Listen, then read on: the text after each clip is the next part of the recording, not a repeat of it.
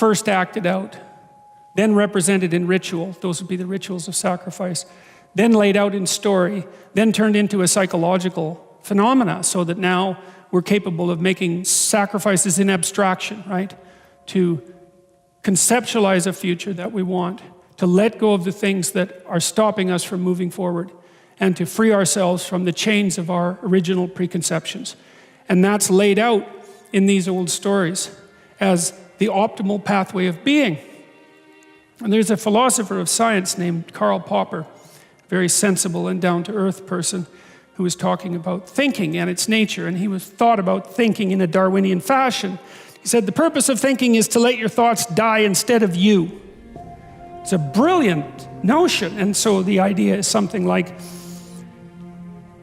you can conjure up a representation of yourself. You can conjure up a variety of potential representations of yourself in the future. You can lay out how those future representations of yourself are likely to prevail or fail. You can cull the potential yous in the future that will fail, and then you can embody the ones that will succeed.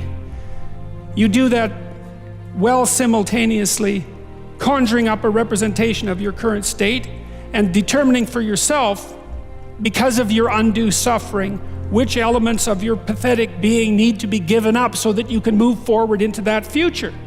What is it that you're aiming at with that work and that sacrifice? That's the ultimate question. It's the question I was trying to address in that writing. What is it that you're trying to do? Well, you're trying to improve the future.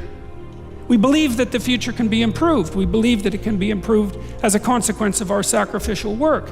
And so, once again, what are the limitations? What are the limits to that? What are the necessary limits to that? I would say we don't know. I would say as well that that's actually something that the entire corpus of biblical stories is trying desperately to articulate, to figure out and articulate, right? We conjured up this remarkable idea. The future exists. We can see it even though it's only potential. We can adjust our behavior in the present in order to maximize our probability of success in the future. How best to do that? Well, the idea is something like, don't hesitate to offer the ultimate sacrifice if you want the future to turn out ultimately well. Now, obviously, that idea is clothed in metaphysical speculation and religious imagery, but it still remains an intensely practical issue, right? What is it that you could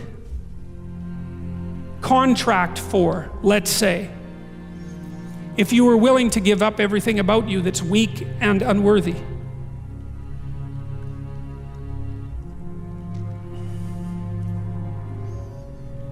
The proper sacrificial attitude produces a psychological state and then a social state that's a manifestation of that attitude that decreases the probability that the world will careen into hell and increases the probability that people will live high quality, meaningful, private lives in a society that's balanced and capable of supporting that. And none of that seems to me to be questionable, really. I also don't think it's anything that people don't actually know. You know, people have told me many times that when they listen to me talk, they're hearing things that they already knew but didn't know how to say. It's something like that. And this is one of those things that I think is exactly like that. I mean, I think it's at the very core of our moral knowledge, which is our behavioral knowledge and our perceptual knowledge. I mean, let's get this straight. Moral knowledge is no trivial matter. It's knowledge about how it is that you orient yourself in the world. There's no more profoundly necessary form of knowledge. Well, it's predicated on something that's exactly like this. We know that we have to make sacrifices. We know that we have to aim at what's good. So then why isn't that we don't aim at what's best and make the sacrifices that are necessary in order to bring that into play? I think it seems to me that in some sense that's self-evident. The question is why we don't do it, but there's answers to that too already in the material that we've covered. Life is hard and it hurts people. It's rife with limitation, and some of it's arbitrary, and some of it's unjust, and some of it's worse, some of it's malevolent, which is even worse, and something I haven't talked about at all in this lecture. It's not surprising that that combination of vicissitude can turn people against being. But I think even when that happens, and even when people have the kind of history that if they revealed to you, you would say, well, it's no wonder you turned out that way.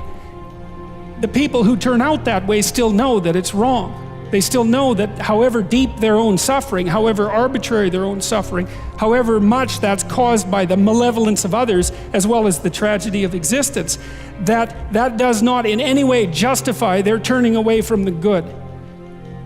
And I believe everyone knows that. I believe that they know it implicitly, even if they don't allow themselves to know it explicitly. And I believe that if they violate that idea, then they violate themselves, and that they end up in Cain's position, which is the position of the man who's been given a punishment that is too great to bear.